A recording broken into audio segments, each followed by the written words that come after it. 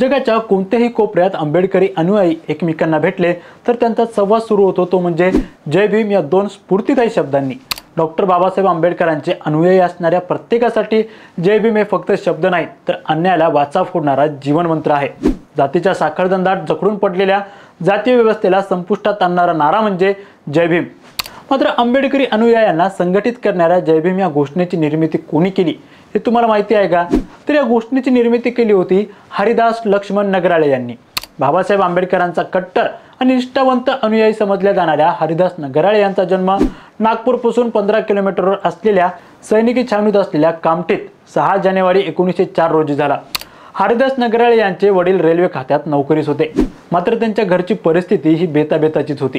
हुशार असलेल्या हरिदास नगराळे यांना मात्र त्या काळच्या जातीय परिस्थितीमुळे वर्गाच्या दारात बसून शिक्षण घ्यावं लागायचं।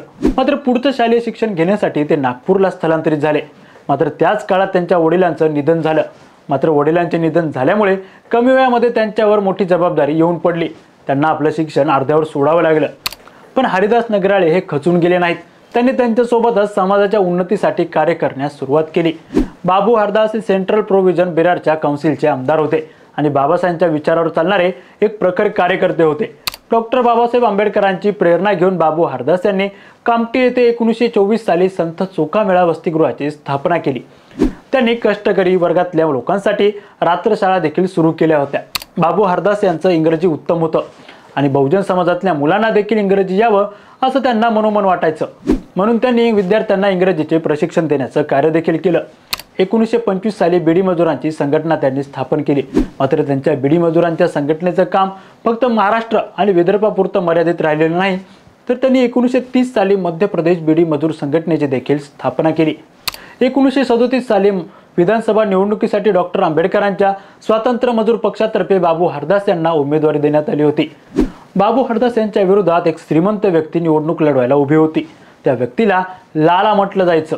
या लालांचा एक कार्यकर्ता हरदास यांच्याकडे आला आणि त्यांना आपला अर्ज मागे घेण्याची विनंती केली।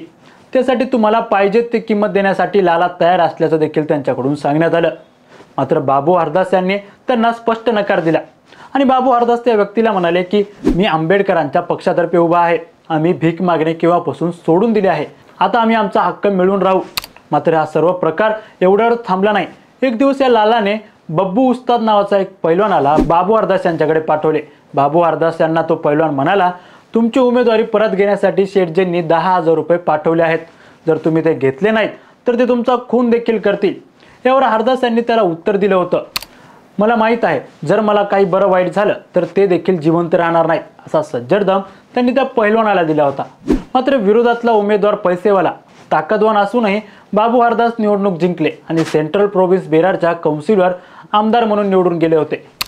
1939 साली क्षयरोगाने बाबू हरदास यांचा दुर्दैवी मृत्यू झाला। त्यांच्या संघर्षमय जीवनावर बोले इंडिया जय भीम हा सुबोध नागदेवे यांचा मराठी चित्रपट देखील आला आहे। तर बाबासाहेब आंबेडकरांची नागपूर दौऱ्यातील एक खास गोष्ट आज आपण जाणून घेणार आहोत। बहिष्कृत हितकरणी सभेचे अधिवेशन नागपूर शहरात 1920 ला झाले। राजर्षी शाहू महाराजांच्या अध्यक्षतेखाली या अधिवेशनासाठी बाबासाहेब आंबेडकर पहिल्यांदा नागपूरला आले होते। पुढे 1922 मध्ये देखील प्रिन्स एडवर्ड नागपूरला आले असताना बाबासाहेब त्यांच्यासोबत सरकारी पाहुणे म्हणून उपस्थित होते।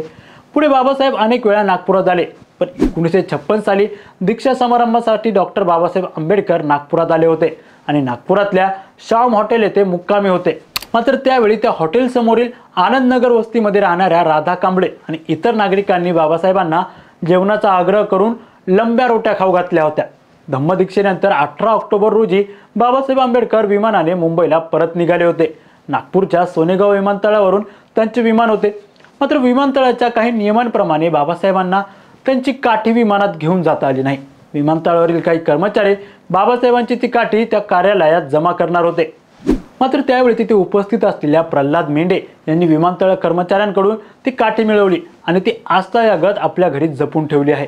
दरवर्षी 14 एप्रिल रोजी बाबासाहेबांची ती काठी प्रल्हाद मेंढे हे दर्शनासाठी ठेवतात। याबद्दल तुम्हाला माहिती होती का? आणि आजचा विषय कसा वाटला हे कमेंट करून नक्की कळवा आणि आमच्या चॅनल इन्फॉरीला लाईक, सबस्क्राईब आणि शेअर करायला विसरू नका। तुर्तास खूप खूप धन्यवाद।